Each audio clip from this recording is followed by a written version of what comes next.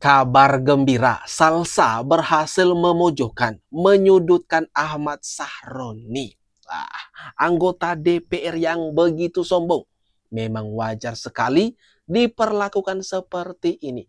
Ditantang debat, malah nyali Ahmad Sahroni ini ciut. Nggak berani menerima tantangan Salsa.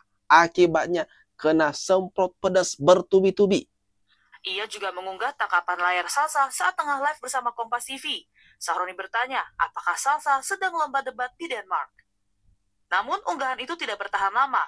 Kurang dari 24 jam, Sahroni sudah menghapus 2 unggahannya terkait Salsa. Iya, bahkan kayaknya akun aku udah diblok ya, karena mungkin begitu banyak mention kepada wakil rakyat kita yang satu itu, dan dia sudah balas kalau katanya dia nggak akan menerima ajakan debat itu karena dia masih bodoh dan masih perlu belajar. Ya menurutku kalau memang dia merasa bodoh, maka itu bukan tempat yang baik ya untuk dia mengatakan orang-orang yang mau membubarkan DPR itu ya cenit gitu ya. Itu udah nggak masuk akal banget. Dan yang kedua, kalau memang bodoh, saat kita bodoh kak, aku pun nggak tiba-tiba jadi mewakili Indonesia di lomba debat dunia kan. Itu kan ada proses untuk aku bisa menjadi semakin baik. Harusnya dia mau belajar gitu. Dan yang aku pertanyakan di sini adalah pertanggungjawabkan kata-katanya dan kesombongannya menantang masyarakat dengan begitu arogannya dia. Tunjangan fantastis anggota Dewan. Pokoknya satu kata untuk Salsa keren banget. Yang berhasil membuat nyali Ahmad Sahroni ciut. Dan seperti kabar terbaru teman-teman, Ahmad Sahroni ini udah kabur ke luar negeri diam-diam. Aku bener-bener murka banget ya lihat kearoganan dari karyawan kita di DPR, Ahmad Sahroni dari Partai Nasdem. Kenapa kita minta untuk bubarkan DPR? Satu, mereka udah gagal dalam menjalankan mandat dari masyarakat yang diberikan kepada mereka. Negara kita sedang defisit. Pemerintah mau mengeruk pajak sebesar-besarnya dari mulai pendapatan, PPN, dan lain sebagainya, sampai pajak PBB juga mau dinaikin secara luar biasa kan sama pemerintah. Udah dari situ, kita Indonesia menghabiskan APBN tahun 2025 sebanyak 9,96 triliun. Sebesar itu untuk DPR RI. Apa capaian mereka sama ini? Berapa banyak mereka berhasil meningkatkan kesejahteraan masyarakat? Berapa banyak mereka berhasil mengentaskan kemiskinan? Kalau udah bicara hasil, mereka semua loyo dan diam. Tapi kalau bicara dengan tunjangan, ngatain tolol pun berani mereka kepada masyarakat. Ini kena sentilan pedas dari Salsa. Ahmad Sahroni ini mengata-ngatai rakyat. Aduh, karyawan kita.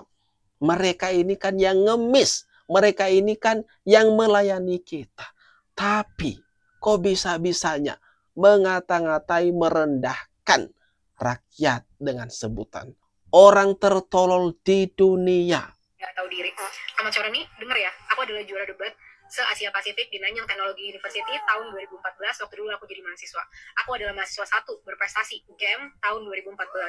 Aku mewakili Indonesia dan masuk sampai quarter final di lomba debat dunia di Berlin tahun 2012. Jadi, saat kamu ngatain kita tolol, aku kasih kamu bukti ya. Kita lihat siapa yang sebenarnya benar-benar tolol di sini. Sekarang aku mau bahas nih kata-kata kamu di konferensi pers itu. Kita harus menjunjung adat istiadat. Adat istiadat apa yang kamu junjung? Kita sebagai masyarakat Indonesia, adat istiadat kita adalah solidaritas, kesejahteraan, persatuan.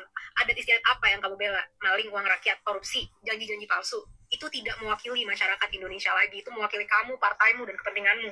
Aduh, wajar saja ya kalau begitu Ahmad Sahroni mentalnya ciut melihat sosok dari Salsa ini ternyata juara lomba debat dunia. Wajar saja beliau ini ketar-ketir. Pekerjaan kamu sampai saat ini gitu ya. Aku lihat kamu di Instagram seneng banget tuh untuk pamer-pamer kekayaan ya kan. Wah, crazy rich Indonesia man sultan gitu. Motornya, mobilnya, wow, wadidaw, kaya banget lu bro.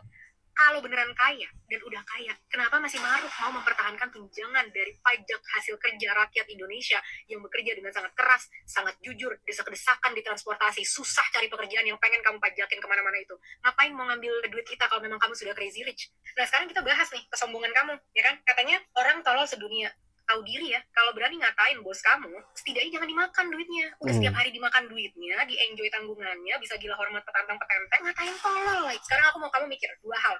Yang pertama, kita adu debat deh. Kita nggak usah saling ngatain tolol, kita adu debat aja gimana. Ini topiknya tentang tunjangan ya. apakah tunjangan DPR itu berkontribusi terhadap kesejahteraan masyarakat atau enggak. Kalau kamu kalah, gagalkan tunjangan DPR. Kalau aku yang kalah dengan legowo, aku akan support kamu untuk dapat tunjangan itu. Gimana? Berani nggak? Ditonton tuh sama seluruh masyarakat kamu. Kedua, coba kalau bisa sekali-sekali baca sejarah, terutama tentang revolusi Prancis di abad ke-18. Nggak usah jauh-jauh ke Prancis deh, tahun 98 aja. Kamu udah ada kan tahun itu kan? Lihat tuh, diktator 32 tahun jatuh di tangan masyarakat. Karena apa? Gagal mensejahterakan petantang-petenteng lagi dia dan sekeluarga. Ahmad Syaroni, jawab ya tantangan debat dari aku. Kapan? Kasih tahu. Kita jalankan, kita laksanakan. Banyak juri-juri debat yang profesional. Jangan ambil dari teman-teman kamu lagi. Gak punya empati mereka semua soalnya. Aduh. Ini nih. Ahmad Syaroni ditantangin debat sama Salsa, orang yang juara debat dunia. Lah. Endingnya Ahmad Syaroni tidak menerima tantangan debat tersebut. Udah tahu pasti kalah lah. Daripada semakin malu dipermalukan oleh Salsa, mending gak nerima tantangan debat itu. Mental orang tertolol sedunia. Catat nih, orang yang cuma mental bilang bubarin DPR, itulah orang tolol sedunia. Bubarin DPR ini kadang-kadang nih ya, masyarakat boleh kritik, boleh komplain, boleh caci maki, nggak apa-apa kita terima. Tapi ada adat istiadat yang mesti disampaikan. Apakah dengan membubarkan DPR memang meyakinkan masyarakat bisa menjalani proses pemerintahan sekarang ini? Belum tentu. Maka jangan menyampaikan hal-hal seenak-enak, bubarin DPR. Jangan. Memang yang ngomong itu rata-rata orang yang nggak pernah jadi duduk di DPR. Kita boleh dikritik, mau bilangin anjing babi bangsat nggak apa-apa. Mampus nggak apa-apa. Tapi ingat, bahwa kita selaku wakil rakyat juga punya kerja-kerja, punya empati. Jangan merasa bahwa komplainan, silahkan kritik mau ngapain aja boleh. Tapi jangan mencaci maki berlebihan, itu kan karena merusak mental. Mental manusia yang begitu adalah mental orang tertolol sedunia. Catat nih, orang yang cuma mental bilang bubarin DPR, itulah orang tolol sedunia. Nah, ini pernyataan Ahmad Syaroni. Kemarin-kemarin garang sekali sih ngata-ngatain rakyat sebagai orang tertolol sedunia yang berteriak bubarin DPR. Sekarang malah ciut ditantang sama Salsa, ayo debat, tetapi tidak berani. Dan kabar terbarunya lagi, dia malah kabur sembunyi-sembunyi ke luar negeri, ke Singapura. Ada apa nih dengan Ahmad Syaroni? Ingin ketololan anggota DPR. Yang dia wakili adalah kepentingan rakyat selama 5 tahun, bukan kedaulatannya. Tolol. Ini standar. Jadi kita dari awal tidak memfilter anggota-anggota DPR ini. Dia kita pilih karena dia mengemis suara kita pada waktu itu. Begitu dia jadi anggota DPR, dia jadi tuan. Buat kita ketemu dia, mesti daftar lewat asistennya, lewat staf ahlinya tuh. Lalu pada waktu pemilu, anggota DPR itu datang ke Jogja itu minta ngemis suara. Dia pengemis tadinya. Tiba-tiba jadi tuan. Dan mengklaim, saya beri dia kedaulatan. Dia wakili kedaulatan kami. Gak ada. Tidak boleh kedaulatan itu, bahkan di ijon pun gak akan saya berikan. Karena itu adalah identitas eksistensial dari warga negara. Jadi, kalau dia daulat, yang tidak berdaulat adalah negara. Itu konsekuensinya. Nah. Kena semprot tuh. Anggota DPR yang duduk enak santai sekarang. Rocky Gerung. Hajar habis-habisan. DPR, Anda hanya mewakili kepentingan rakyat, bukan kedaulatan rakyat. Yang awalnya kalian itu ngemis loh, minta suara. Dan kalau dikatakan negeri ini berbasis pada kedaulatan negara, boleh. Yang tidak berdaulat ya warga negara. Tapi begitu warga negara berdaulat, yang lain tidak boleh berdaulat. Gak mungkin kedaulatan itu dibagi. Negara mempertahankan kedaulatan secara teritorial dari serangan asing, itu pengertiannya. Hanya demi keamanan teritorial, negara mengklaim kami negara yang berdaulat. Secara filosofi kacau keterangan itu.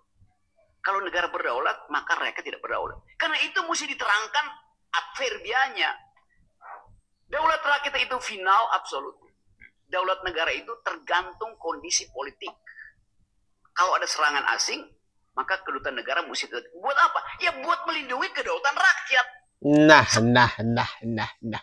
Ini penjelasan daripada Rocky Gerung lebih lanjut mengenai posisi negara dan posisi rakyat. Ini gimana nih teman-teman? Menurut kalian, atas apa yang heboh sekali sekarang ini,